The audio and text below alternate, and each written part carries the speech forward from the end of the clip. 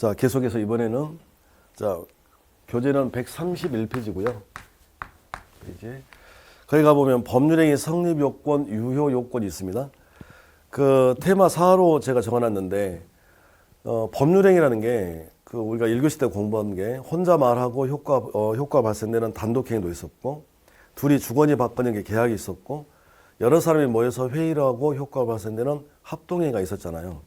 그럼 이 세 가지 중에서 가장 일반적인 건 혼자 하는 것, 여럿이 모여서 하는 것보다는 둘이 주거니 받거니 하는 거죠. 계약. 그러니까 그 법률행위라는 말에다가 계약이라고 적어 놓으시면 돼요. 그러면 이제 어떻게 되는 겁니까? 이제 계약의 성립 요건이 되는 거지. 그러니까 쉽게 말하면 그렇게 하시면 되는 거고요. 자, 그러면 어떻게 하면 이제 성립이 되느냐? 일반 성립 요건만 할 거예요. 그러니까 일반적으로 말이죠. 어떤 행위가 일단은 성립이 되려면 행위를 직접 하는 사람도 있어야 되겠죠. 이 사람들을 가리켜서 당사자라고 합니다. 이게 아무것도 아닌 것 같은데 이 개념을 잡아놓지 않으면 뒤로 갈수록 힘들어지는 거예요. 그러니까 이 행위가 이게 유효다, 무효다, 혹은 윤리적이다, 비윤리적이다 이걸 따지지 아니하고 행위를 직접 하는 사람들이 있다. 그 사람들을 부를 때 우리가 당사자라고 부르는 거고요. 당사자가 아닌 자를 전부 다 제3자라고 부르십니다. 제3자. 자, 몇 가지 예를 들어보면, 자, 예를 들어서 말이죠. 여기 지금 가백에 병이라고 하는 채권자가 있어요. 채권자가.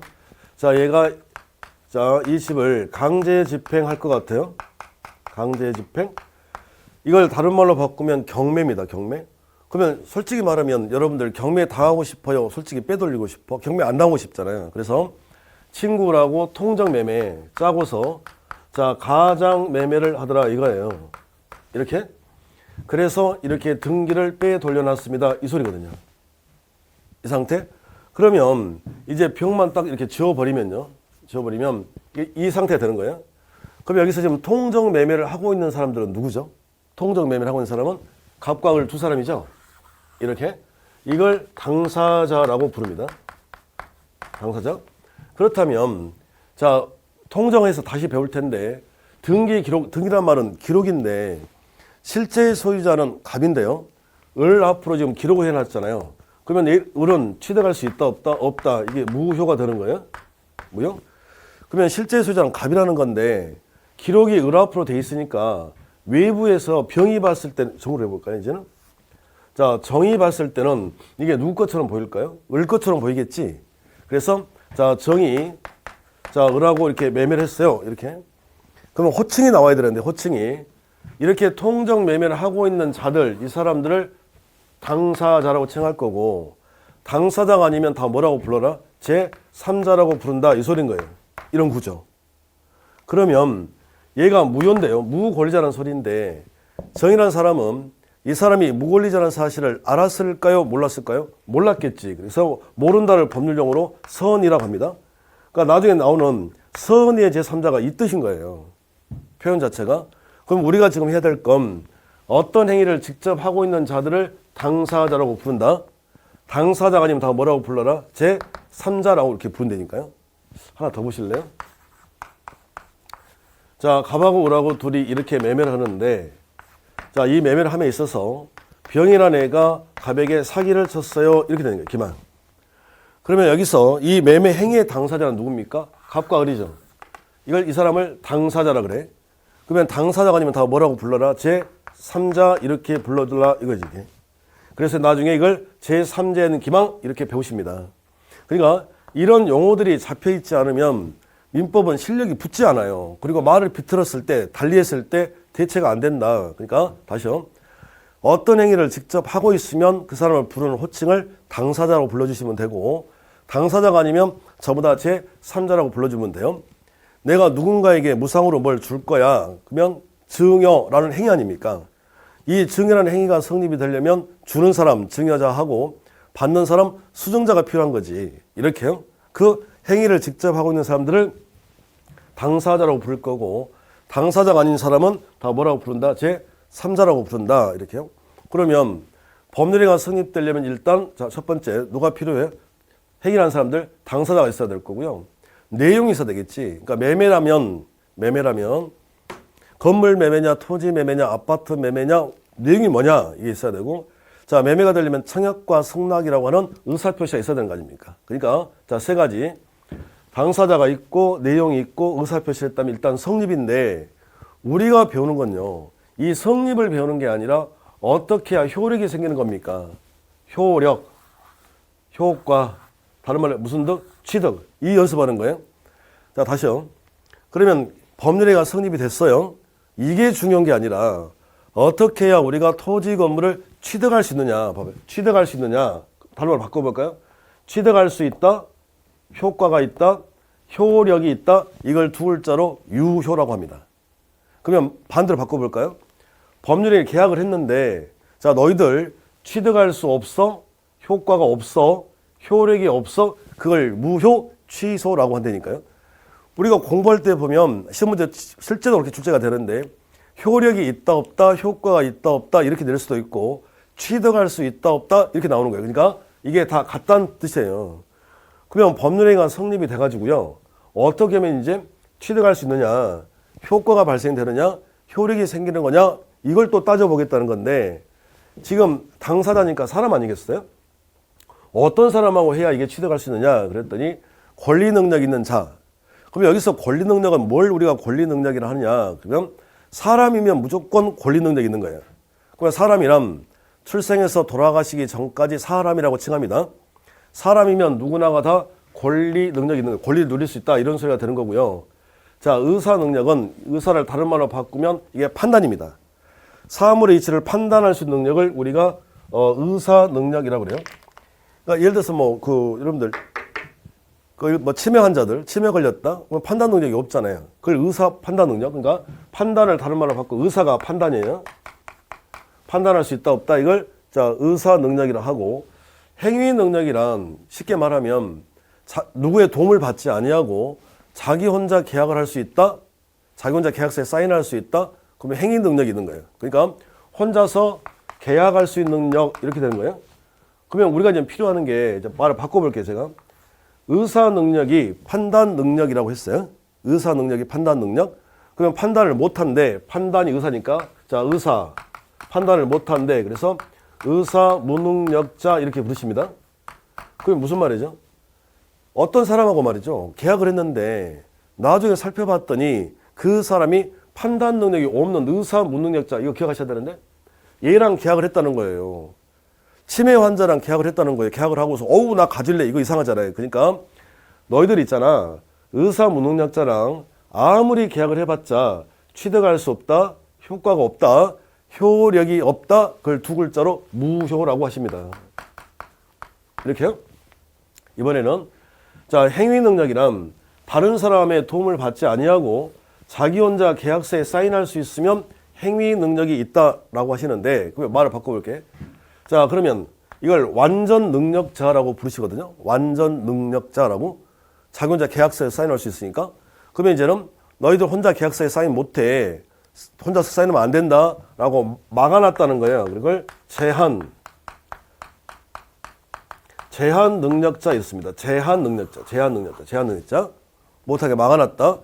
그래서 혼자 계약서에 사인할 수 없어요. 그래서 세 사람이 있는데요. 세 사람이 자 미성년자가 있고요. 그리고 비한정 후견인이 있고요. 그리고 비성년 후견인 이렇습니다. 세 사람 알아야 돼요. 자 다른 건 몰라도 얘네들이 이 사람들이 제한 능력자라는 걸 알아야 됩니다. 그러니까 쉽게 말하면 자기 혼자 계약서에 사인할 수 있다, 완전 능력자, 행위 능력자의 소리고, 자기 혼자 계약서에 사인할 수가 없어요, 할 수 없도록 막아놨다, 이걸 제한 능력자라 그래요. 그러니까 생각해보면 이제 미성년자부터, 미성년자 만 19세 미만, 이게 중요한 게 아니라 쉽게 하셔. 꼬맹이야, 어린애야. 어린애가 부모의 동의 없이 자기 혼자 계약을 하게 되면 손해볼 수 있으니까 계약하지 마, 이렇게. 계약하면 안 되는 거야 라고 막아놨다니까요. 그걸 제한이라고 그래요. 부를 때 호칭이. 다시 여기 이제 피한정 후견인, 피성년 후견인 이렇게 돼 있는데요. 일단은 이게 나중에 계속 뒤에 우리 판례 공부할 때도 나올 테니까, 지금 피자가 붙었잖아요. 여기 피라는 말. 앞으로 이 P라는 말이 붙게 되면 수동태라고 생각하시면 돼요. 받는 거예요, P. 고스톱의 쌍피 이런 뜻이 아니라요. P는 받는 거예요. 자, 연습해 봅시다. 법을 배우는 이유가 우리가 어떤 뭐 대화를 하거나 혹은 뭐 뉴스를 들었을 때 바로바로 이해가 용이해지지 않겠어요? 법을 알고 있으면. 그러니까 우리가 보면 뭐 고소인, 피고소인 이런 말 쓰잖아요. 그러니까 예를 들어서 제가 국가를 상대로 내가 손해배상 청구할 거야? 내가 청구할 거예요? 그럼 내가 청구권자가 되는 거고, 국가가 내 청구를 받는 사람이잖아요. 받는다? 피청구인. 제가 누군가를 고소할 거예요. 고소인. 제 고소를 받는 사람? 피고소인 이렇습니다. 고소인, 피고인. 그러니까 피자가 붙으면 받는 거예요. 자, 그대로 가지고 와보시죠. 자, 그러면 피한정 후견인 이러는데, 그러니까 뭔가를 받는다는 소리에 피는 받는다. 근데 말이 좀 어렵습니까? 자, 이 피한정 후견인을 예전에는 어떤 용어로 썼냐면 얘를 한정치산자라고 불렀고요. 자, 피성전 후견인을 뭐라고 그랬냐면 금치산자 이렇게 불렀어요. 금치산자 부를 때 차라리 이게 더 쉬웠던 것 같은데요. 보면 자, 한정 일정 부분, 치 다스릴 치자, 재산 다스린 걸 일정 부분 제한시켜 놨어요. 왜? 날씨가 좋으면 멀쩡한데요. 비만 오면 웃고 다닌다니까. 365일 중에서 이렇게 그러면 만약에 비 온 날 계약을 하게 되면 손해 볼 수 있으니까 하지 마세요. 제한 이렇습니다. 이렇게. 자, 금치산자는 무슨 말이에요? 금한데요. 재산 다스리는 걸 다스릴 치자 완전히 금한데 비가 오나 눈이 오나지. 그러니까 하지 마세요 이런 뜻이거든요. 그러니까 이 용어인데 이게 어감이 안 좋다 이렇게 바꿔놨는데 이게 더 힘든 것 같아. 그러면 결국 무슨 말이에요? 피 받으세요. 한정 그대로 가져온 거예요. 일정 부분 후견인 디우자 뒤에서 돌봄을 받으세요 이 뜻이에요. 이걸 피한정 후견이라 하고, 자, 피성년 후견인은 완전히 다 받으세요. 그걸 피성년 후견이라고 하는데 이걸 시험 문제 이대로 똑같이 나옵니다. 그대로 나와. 그러니까 이 세 사람을 알아야 돼요. 다시요. 자, 한번 따라서 한번 해보세요. 미성년자, 피한정 후견인. 입 벌리셔야 돼. 미성년자 익숙해져야 돼요. 미성년자, 피한정 후견인, 피성년 후견인. 그러니까 시험지에 이렇게 나올 수도 있고 이렇게 나올 수도 있고 이렇게 나올 수도 있고요. 이 사람들이 제한 능력자라고 분다까지 알아야 돼요. 그러면 지금 어떻게 해야 너희들이 취득할 수 있느냐, 효과가 생기는 거냐, 효력이 발생되는 거냐, 유효가 되는 거냐를 지금 물어보고 있는 건데, 자, 지금 사람 쪽에서는 살아있는 사람하고 계약을 해야 되는 거고요. 판단 능력이 있는 사람하고 계약을 해야 취득할 수 있는 거고요. 행위 능력이 있는 사람하고 계약을 취득할 수 있다. 그럼 제한 능력자랑 계약을 하고서 나 취득할래요? 이거 이상하잖아. 그러니까 취득할 수 없어요. 효과 없어요. 효력이 없어요. 이쪽에서 무슨 소 하는 순간에 취소를 해버리면 취득할 수 없는 거예요. 이렇게 돼 있어요. 그럼 지금 어떻게 되는 거죠? 우리가 이제 핵심만 뽑아보면 결국은 토지 건물을 취득할 수 있느냐 없느냐 지금 이런 소리 아니겠습니까? 그러니까 취득할 수 있다, 효과가 있다, 효력이 있다, 유효가 되려면 이렇게 해야 되는 거예요. 반대가 시험에 나와요. 그러면 의사 능력이 없는 자하고 계약을 했어요 이 말이잖아요. 판단 능력이 없는 자하고 계약을 했어요 이렇게. 그러면 취득할 수 없어요. 효과 없어요. 효력이 없다. 두 글자로 무효 이렇습니다. 그러면 다시 자, 완전 능력자가 아닌 제한 능력자랑 계약을 했어요 이 소리잖아요. 제한 능력자랑 계약을 했어요 지금. 그리고 여기서는 제한 능력자 세 사람을 알아야 돼요. 자, 누굽니까? 미성년자, 피한정 후견인, 피성년 후견인 이런 제한 능력자랑 계약을 했어요. 취득할 수 있어 없어요? 없어요. 취소가 됩니다. 이렇게 해주시면 돼요. 취득할 수 없는 걸 우리가 무효 취소라고 이랬습니다. 그렇고요. 자, 두 번째. 계약의 내용이 있으면 이제 일단 성립인데 이게 중요한 게 아니라 어떻게 하면 취득하냐 이게 좀 중요하니까 그 목적이 말이죠. 정해져야 취득할 수 있는 거라고요. 예를 들어서 예를 들어서 말이죠. 갑이 자, 건물도 있고요. 토지도 있고요. 아파트도 있어요. 근데 갑하고 우라고 둘이 지금 매매를 해요. 이렇게 매매를. 근데 매매를 하면 계약서를 작성을 할 텐데요. 자, 계약서에다가 자, 계약서의 내용을 살펴봤더니 뭐라고 적어놨냐면 갑은 뭐 하나를 이전한다 이렇게 돼 있고, 자, 을은 1억 원을 지급합니다가 내용이 되겠습니다. 이렇게 되면 을은 갑의 건물을 취득합니까? 토지를 취득합니까? 아파트를 취득합니까? 이렇게 계약서가 작성이 돼버리면 지금 이게 뭐 하나가 정해져 있지 않잖아. 건물이냐, 토지냐, 아파트냐, 뭐 하나가 정해져야 되는 거 아닌가?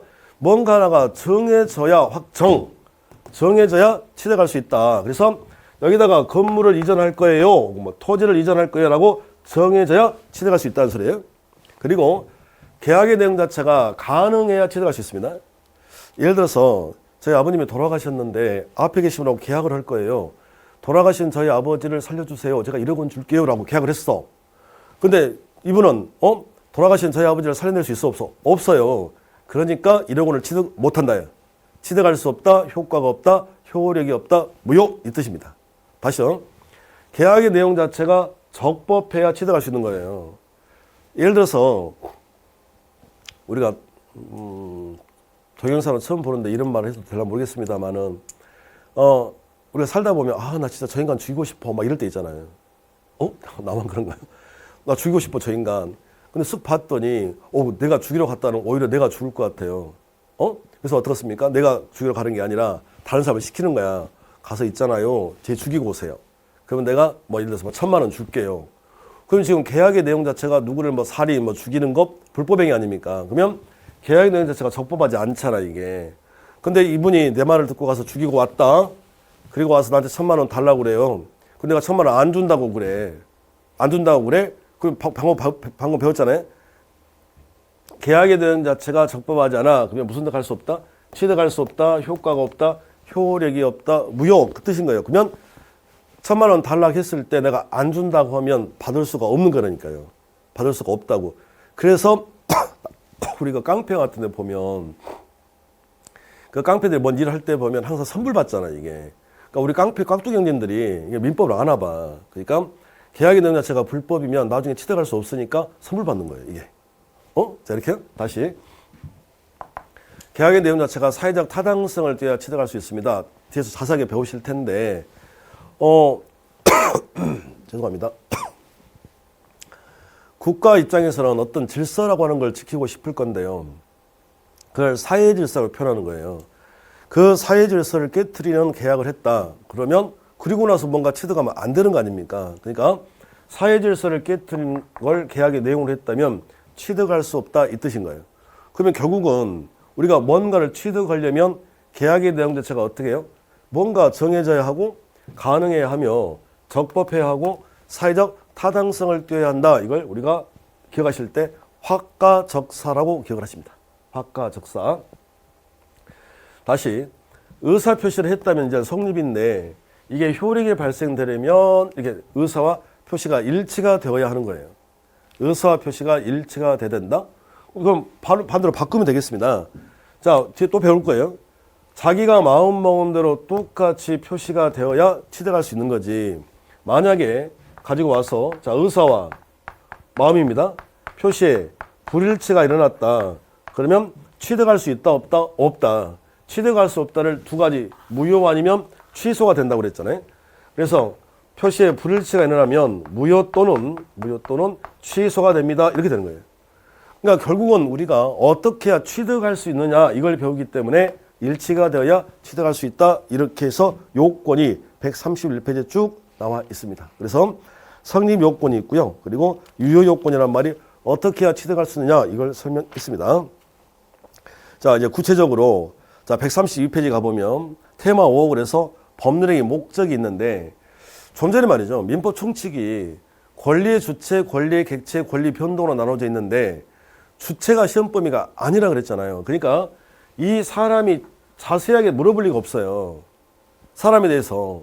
그러면 사람은 어디만 정리를 해 두시면 되냐면 요것만 하시면 된다고. 제한 능력자하고 의사 무능력자가 계약을 하면 어떻게 되는지 요것만 정리해 주시면 되고 시험 범위가 아니니까. 그러면 어디서부터가 이제 본격적이냐 그랬더니 여기서부터죠. 그래서 계약의 내용 자체가 어떻게 해요? 확정, 가능, 그리고 적법, 그리고 사회적 타당성을 띄어야 됩니다. 확가적사. 그래서 교재 132페이지에 확정부터 나오는 거예요. 확정부터 나오는 이유가. 그래서 자, 지금부터 확정부터 하겠습니다. 그러면 계약의 내용 자체가 뭐 하나가 정해져야 건물 매매냐, 토지 매매냐, 아파트 매매냐 뭐 하나가 정해져야 취득할 수 있다고 그랬잖아요. 그러니까 이제는 확정이야, 확정. 자, 정할 거예요, 정할 거예요. 자, 확정인데, 자, 둘이 매매를 했다. 그러면 일반적으로 말이죠, 일반적으로 우리가 매매라고 하는 걸 할 때는 이런 순서대로 합니다. 일반적인 모습이.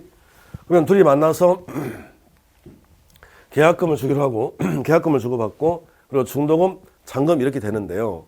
근데 자, 계약금을 주고 계약서를 작성을 해요. 용어가 중요한데 이때를 우리가 뭐라고 하냐면 성립시라고 그래요. 제발 부탁드리는데 민법은 말이죠. 말을 바꿔야 돼요. 저를 이승현이라고 불러도 되고 민법 선생이라고 불러도 되고 지훈이 아빠라고 불러도 된다. 이렇게 하듯이 자, 계약서를 지금 쓰고 있습니다. 이때를 우리가 성립시라고 그래요. 얘랑 같은 말이 체결시입니다. 얘랑 같은 말이 행위시가 되는 거예요. 그러니까 이 세 가지가 같은 말이랑 같이 해야 돼요. 계약서를 내가 지금 쓰고 있다. 그러면 어떻게 해요? 성립시, 체결시, 행위시라고 하는 거고. 그리고 이 중도금과 잔금을 이행시, 이행기 이렇게 나눠진다. 이렇게 일단 구별이. 그러면 이행시, 이행기는 뭐냐면 이건 나중이라는 거예요. 나중. 지금은 계약서를 쓰고 있는 거고요. 우리 어떻게 합니까? 계약할 때. 이 날짜가 10월 1일이라고 하면 10월 1일 날 계약금을 주면서 어떻게 나중에 중도금 줄게. 응? 이렇게. 나중에 잔금 줄 거야. 응. 나중. 이행기 혹은 이행시 혹은 변제기까지가 다 같은 말인데 지금이 아니라 나중에 상대방에게 어떻게 하겠다고 약속한 날짜. 누군가가 저한테 돈을 빌려가면서 한 달 후에 갚을 게 나중이잖아. 한 달이 됐어요? 그때 갚아야 되는 거 아니에요. 그러니까 나중에 상대방에 뭔가 주기로 약속한 날짜를 이행기, 변제기라고 합니다. 이걸 구분해 주셔야 돼. 그러니까 이 세 가지가 같은 말이에요. 자, 세 가지. 자, 이행기랑 이렇게 나눠졌다. 그러면 이제 확정. 법률행위, 계약의 목적의 확정은 반드시 성립시 또 나왔잖아요. 자, 시작. 성립시, 체결시, 행위시에 확정될 필요가 없으며. 자, 우리 좀 전에 이행시 공부했습니다. 이행시는 나중이라고 그랬잖아요. 이행시까지만 확정할 수 있으면 된다 이렇게 돼 있어요. 그러니까 지금 단계에서는 성립시, 체결시, 행위시가 같다는 말인 거고 성립시, 체결시, 행위시와 이행시는 다르다. 이행시는 나중이다. 이게 가장 중요합니다. 구별할 수 있는 것. 그러면 잘 들으셔야 될 게 대부분의 법률행위의 목적은 계약의 내용은 성립시, 체결시, 행위시 계약서 쓸 때 정해져요. 건물 매매냐, 토지 매매냐, 아파트 매매냐가 다 정해진단 말이지. 근데 100%가 아니라는 소리입니다. 100%가. 반드시란 말이. 왜 그러냐면 대부분은 다 정해지는데 성립시에 정해져 있지 않더라도 나중에 정할 수만 있으면 되는 거예요. 예를 들어서 말이죠. 제가 아파트를 하나 분양받으려고 그래요. 그럼 어떡합니까? 순서가. 은행 가서 청약통장을 만들었다. 그러면 청약통장을 만들 때는 이미 계약을 했는데 계약 성립시, 체결시, 행시인데 통장이 만들었는데 그 통장 가지고 어떤 아파트를 분양할지가 정해져 있다. 정해져 있지 않다. 정해져 있지 않지. 청약통장을 만들자마자 그 청약통장을 쓸 수 있는 게 아니잖아요. 응? 예를 들어서 1년 기간 채웠다. 1200만 원 채웠다. 나중에 그때 됐을 때 분양하는 아파트가 있으면 되는 거지. 그러니까 대부분의 계약은 성립시, 체결시, 행위시에 정해지는데 100%는 아니다 이랬어요. 100%. 100% 아니다. 나중에라도 정할 수 있으면 된대. 근데 나중이 됐는데 말이죠. 더 이상 서울에서 이제 예를 극단적으로 서울에서 더 이상 아파트 분양 안 한다는 거야 이제. 그러면 더 이상 아파트 분양 안 한다? 그럼 어떻게 해? 취득할 수 없지. 취득할 수 없다를 두 글자로 뭐라고 그래? 무효 이렇습니다. 이렇게? 자, 지금은 구별할게. 내가 지금 계약서를 쓰고 있다를 우리가 부를 때 뭐라고 불러요? 시작. 성립시, 체결시, 행위시라고 부르시는 거고 나중을 뭐라고 한다? 이행시라고 하면 돼요. 나중에까지만 정할 수 있으면 돼요. 이렇게 확정 이렇게 돼 있습니다. 자, 가능인데 말이죠. 가능. 계약의 내용 자체가 가능해야 취득할 수 있다라고 했거든요. 가능. 근데 원리를 좀 생각을 해보시면 여러분들 좀 전에 제가 이랬잖아요. 돌아가신 저희 아버지를 살려주세요. 그러면 내가 1억 원 줄게요. 그러면 어떤 분은 아무리 1억 원이 탐이 나더라도 말이죠. 돌아가신 저희 아버지를 살려낼 수가 없잖아. 계약을 할 것 같아, 안 할 것 같아? 안 해요. 그러니까 이 법이 민법 공부하다 보면 이거 왜 이러지? 이럴 때가 있거든요. 이게 무슨 말이야? 이게 우리가 지금 2022년을 살아가는 우리 정서에 안 맞는 경우가 있는데 그게 왜 그러냐면 이유가 있는데 지금 현재 우리가 배우고 있는 이 민법이라고 하는 게 1958년, 59년 2년 동안 작업을 해서 60년 1월 1일부터 시행한 법이에요. 뭘 의미하겠습니까? 58년, 59년도에 우리가 생활하는 그 모습들, 옛날 우리 할아버지님들의 모습이라고요. 그러니까 지금 입문 과정이나 이런 설명을 지금 해드리고 있는 것 같은데 그 지금 사는 사람들이 더 순수합니까? 옛날 분들이 더 순수해요? 응? 바로 대답했을 것 같은데요.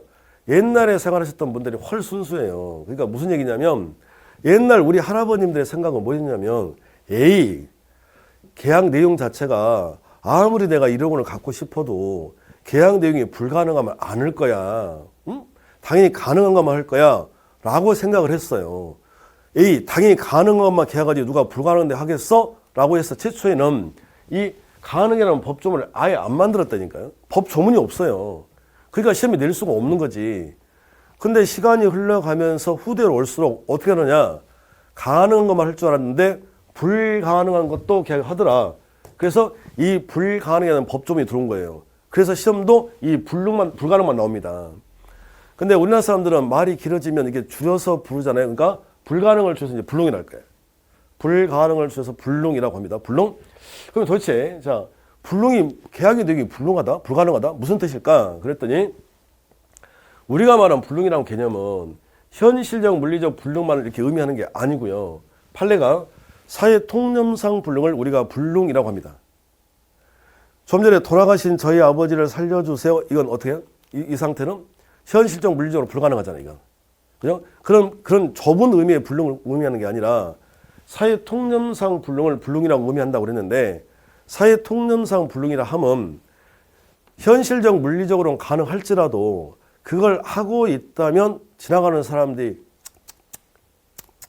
미친 짓 이러면 이걸 사회 통념상 불능이라고 그래요. 그 무슨 말이냐고요? 사회 통념상 불능이라는 게 예를 들어서 말이죠. 예를 들어서 저한테 재산이 한 1조 원 있다고 해봅시다. 예를 들어서요. 예를 들어서 제가 재산이 1조 있습니다. 그래서 강의하고 있을 리가 없지 지금. 막 놀러 다닐 건데. 자, 아무튼 있다고 쳐봐요. 1조 원이. 근데 그 누구나가 다 첫사랑이 있지 않겠어요? 첫사랑. 저도 첫사랑이 있어요. 근데 저 첫사랑 그녀분하고 헤어지면서 실반지를 하나씩 나눠 가졌어요. 여기까지 팩트입니다. 근데 그 실반지를 제가 지금까지 가지고 있거든요. 그래서 제가 못 모르고 강의 시간에 이거 했다가 나 집에 가서 아주 박살난 사람인데 아무튼요. 그 실반지를 가지고 있어요. 근데 여러분들 어떻습니까? 가끔 우리가 생활하다 보면 첫사랑 그녀가 불현듯 떠오를 때도 있잖아. 그래서 말이죠. 저도 야간 수업 끝나고 이렇게 턱 퇴근하는데 달은 떠 있고 첫사랑 그녀가 보고 싶은 거예요. 힘은 들고. 그래서 허주머니에 있던 그 실반지를 꺼내가지고 이렇게 만지작 하다가 거기 한강에 뽕 빠졌다니까 이렇게. 여기 뽕 빠졌어. 그 한강에 빠진 실반지 찾을 수 있어 없어요? 응? 있어 없어요? 왜 없어요?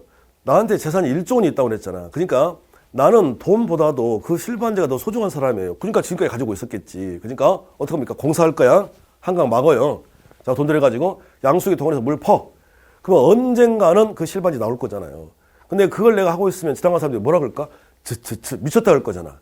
그러니까 현실적 물리적으로는 가능할지라도 다른 사람들이 봤을 때 저건 미친 짓이야. 그걸 사회 통념상 불능이라고 합니다. 그러면 우리가 앞으로 말할 때 계약의 내용의 불능이란 무슨 상 불능이라 돼? 사회 통념상 불능을 불능이라고 합니다. 자, 그리고 우리가 말하는 불능이란 완전한 불능을 말하는 거지 일시적 불능은 불능이라고 하지 않아요. 완전한 불능? 자, 다시요. 계약의 내용 자체가 가능해야 되는데 가능은 시험에 안 나온다. 법조문도 없다. 그래서 불가능 줄여서 불능이 시험에 나오는데 우리가 말한 법률행위 내용의 불능이란 계약의 내용의 불능이란 자, 사회 통념상의 불능을 말하며 완전한 불능을 의미하는 거지 일시적 불능은 불능으로 보지도 않습니다. 이렇게 하시면 돼요. 근데 이 불능은 말이죠. 불능. 자, 불능. 자, 이렇게 불능인데 저기 잠깐만요. 잠깐만 보시겠습니다. 자, 이 불능은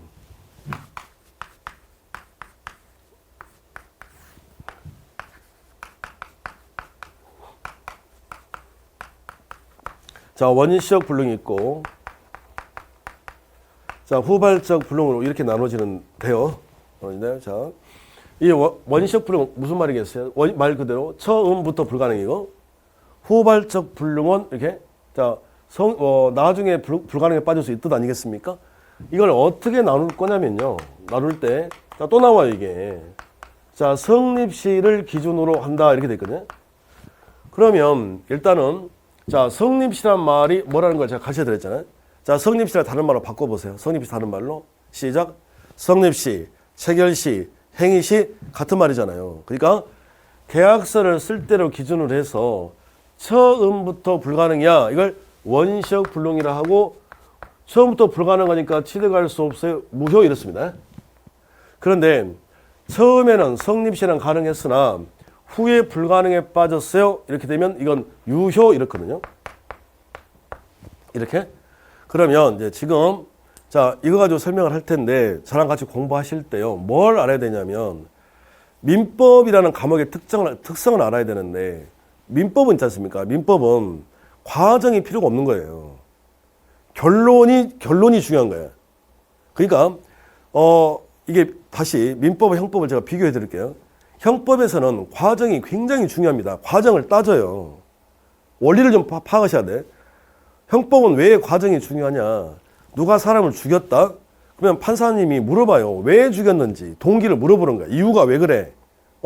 네가 고의로 죽인 거야? 아니면 저 녀석이 나를 죽이려고 하니까 방어하다가 죽인 거야? 정당방위. 이런 걸 따지는 거예요. 그래서 처벌 안 할 수도 있다고. 그건 형법이야. 그러니까 과정이 중요해요. 근데 민법은 그렇지가 않다니까요. 예를 들어서 앞에 계신 분이 나한테 돈을 100만 원을 빌려갔어요. 안 갚아요. 그래서 소송을 제기했다. 판사 앞에 가요. 그러면 판사님이 돈을 100만 원을 왜 빌려갔어요? 빌려가서 뭐 했어요? 안 물어봐요. 과정이 의미가 없는 거야. 빌려갔어요? 안 빌려갔어요? 빌려갔어요. 갚으세요? 이거야. 차이점이 보이죠? 형법은 과정을 따지는 과목인데 민법은 과정이 필요가 없어요. 그러니까 결론만 아시면 돼. 이 말을 왜 들었느냐? 우리가 이제 민법이 양이 많기 때문에 수업이 계속 진행이 될 텐데 우리 학생들 중에서 과정을 설명할 때 막 힘을 쏟는 분들이 계세요. 그런데 과정은 시험에 안 나오는데 그러면 뭐가 시험에 나와? 결론만 시험에 나옵니다. 결론만 나온다고. 그러니까 우리는 항상 결론만 기억을 하면 되는데 결론이 이거 아닙니까? 무효와 하나는 유효다.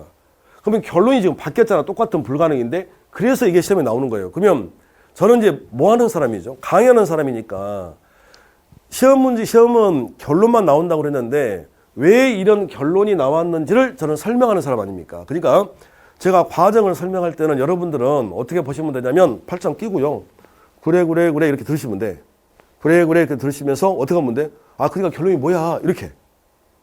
그래 결론 뭐야 이렇게 해달라니까요. 그러면 이건 결론이고요. 자 이거 결론이잖아. 그럼 왜 결론이 이렇게 바뀌었는지를 자 설명할게요. 이건 이제 광이야 이게. 이때부터는 편하게 들으시면 된다. 그래 이렇게요.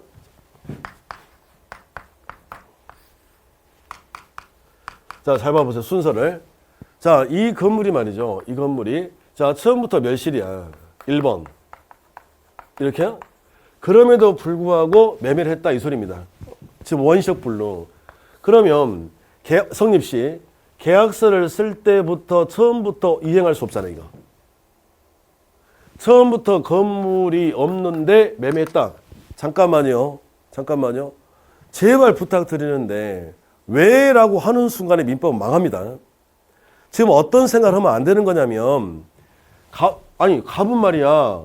처음부터 건물도 없는데 을하고 왜 매매했대? 몰라요. 저는 갑의 심리를. 뭘 어떻게 압니까? 알 수가 없지. 그러니까 그걸 공부하는 게 아니라 머릿속에 했다부터 시작하는 거예요. 약속하세요. 했다부터 해야 민법이 쉬워진다. 왜 했대? 그러면 그건 형법이 되니까요. 했다부터 하는 거야. 그럼 어떻게 하는 거예요? 건물이 처음부터 없는데 자 매매를 했다 이렇게 여기서부터 했다 어쩌라고 무효 없잖아. 그러니까 결론 취득할 수 없어요. 효과가 없어요. 효력이 없어요. 무효 이렇게 빼라는 소리입니다. 다시 그러면 여기는 말이죠. 후발적 불능 그랬잖아요. 그러면 이게 결론이 지금 바뀌었지 않습니까? 바뀌었다. 그래서 이게 이제 출제가 지금 된다는 소리인데 자 정리를 해보면 이런 소리예요. 자, 갑하고 을하고 둘이 매매를 했어요. 그러면 지금 매매 계약을 할 당시에는 이거 이행할 수 있는 거잖아, 지금. 성립 당시에는. 근데 이 매매 계약을 체결한 후에 말이죠. 후에 갑하고 병하고 다시 또 매매가 이루어져요. 이걸 나중에 이중매매라고 다시 배우실 거예요. 그래서 자, 등기가 이렇게 넘어갔다. 그러면 소유권 이전 등기가 병행된 순간에 갑원을에게 이행할 수 있어 없어요? 없죠. 자, 이걸 뭐라고 합니까? 이행 불가능이라고 해요. 불능이지. 그러면 계약 성립 당시에는 가능했으나 후에 불능에 빠진 거 아닙니까? 이걸 후발적 불능이라고 그래요. 성립시 체결시를 기준으로 해서 처음부터 불가능, 나중에 불가능에 빠졌어요. 근데 이것도 불가능이니까 이걸 무효로 한다라고 해볼까요? 어떤 일이 벌어지는지?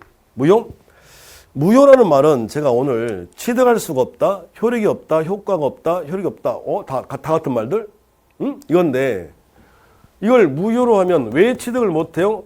계약이 법률행위가 무효가 된다는 말의 뜻은 처음부터 두 사람이 만난 적이 없던 상태로 되돌리는 거예요.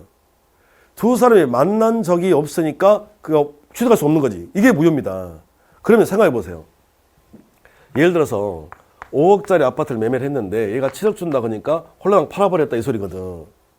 그러면 얘는 취득이고 얘는 2억 더 버리니까 좋은 거지. 그럼 얘는 어쩌라고요?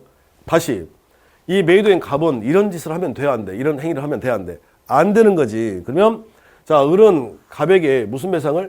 손해배상을 청구할 수 있다라고 돼 있거든요. 손해배상을 청구할 수 있다라고 이렇게. 그러면 요 개념인데 나중에 다시 다 정리해 드릴 거예요. 우리 민법에서 손해배상은 둘 중에 하나, 불법행위를 저질렀거나 채무 불이행이 있으면 손해배상 청구가 되는 거예요. 근데 개념이 내가 누군가에게 손해배상을 청구하려고 해요? 그러면 나한테 손해가 발생이 돼야 되잖아. 나한테 손해가 발생이 돼야 되잖아요. 그러면 어떤 사람의 행위 때문에 나한테 손해가 발생이 됐거든? 그러니까 내가 너한테 손해배상 청구할 거야. 이런 소리가 돼야 되는 거예요. 그러면 손해배상을 청구를 해야 되는데 이 계약을 무효로 만들게 되면 둘이 만난 적이 없는 거 아니에요. 둘이 만난 적이 없는데 어떻게 손해배상을 청구합니까? 그래서 손해배상을 청구할 수 있도록 하기 위해서 무효가 되는 게 아니라 유효로 했다 이 소리예요. 그러면 저는 이게 설명을 했는데 전체 민법을 공부함에 있어서 이건 과정이라고 그래. 그걸 제가 강의한 거고 이걸 설명한 거고요. 근데 이 과정이 시험에 안 나온다니까요. 우리 시험은 결론만 나온다. 그러면 결론이 뭐예요? 결론이? 원시적 불능은 뭐가 되고? 무효고. 자, 후발적 불능은 무효가 되는 게 아니라 결론이 밝혔잖아요. 그러니까 시험에 나온다니까요. 그래서 이걸 기억을 해 주셔야 되는데 자, 후발적 불능은 뭐가 된다? 유효, 후유 이런다니까요. 후유! 이렇게 암기해 주셔야 돼. 후유! 이렇게. 어떻게 시험에 나오느냐? 이렇게 출제가 된다는 소리죠. 자, 기출지문 가지고 한번 확인해 볼까요? 매매계약 체결 후, 매매계약이 체결된 후에 주택이 전소가 된 경우. 그러면 주택이 전소가 됐다면 이행할 수 없는 거 아닙니까? 이걸 후발적 불능, 맞아? 매매계약 체결 후에 주택이 전소가 된 경우 이 계약은 유효로 한다. OX. O. 근데 그 틀린 집을 할 때는요. 계약이 체결된 후에 주택이 전소가 된 경우 그 계약은 무효로 한다. 이렇게 틀린 지문. 그러니까 결국은 이런 과정이 시험에 나오는 게 아니라 요 결론이 시험에 나오는 거예요. 그러니까 항상 머릿속에 기억할 때는 현장 수업도 마찬가지입니다. 동영상도 마찬가지고요. 꼭 제 강의뿐이 아니라 다른 어떤 교수님의 강의를 듣더라도 민법에서는 과정을 설명할 때는 그래 하면서 어떻게 해야 돼? 결론이 뭐냐니까 이랬다니까요. 시험은 뭐가 출제가 되니까 결론이 나온다 이 소리입니다. 그래서 결론을 다 기억을 해주시면 되는데 불능 다시 한번 해볼까요? 자, 가능한 시험이 안 나와요. 불능이 출제가 되는데 자, 여기서 말하는 불능이란 현실적 물리적 불능을 의미하는 게 아니라 사회 통념상 불능을 우리가 불능이라고 칭하고 일시적 불능은 불능이라고 부르지도 않고 완전한 불능을 말하며 불능이 원시적 불능과 후발적 불능을 이렇게 나눠지는데 기준은 계약서 쓸 때다. 그걸 우리가 어떻게 표현하죠? 시작. 성립시, 체결시, 행시를 기준으로 해서 처음부터 불가능, 원시적 불능. 처음부터 불가능이야? 처음부터 불가능한데 계약을 했다부터 시작하시는 거예요. 자, 했다, 결론, 무효. 계약 성립시는 가능했으나 후에 불가능에 빠졌어요. 후발적 불능이라 하고 결론 뭐가 됩니까? 유효가 된다. 이렇게 해주시면 되겠습니다. 여기까지. 자, 그래서 지금 공부했던 게 132페이지에 지금 법률행위 목적에 확정하고 가능까지 설명해 드렸고요. 그 밑에 이제 적법하고 사회적 타당성이 있는데 무조건 한 문제가 출제가 되는 파트죠. 그래서 적법 사회적 타당성부터 10분 쉬었다 하겠습니다.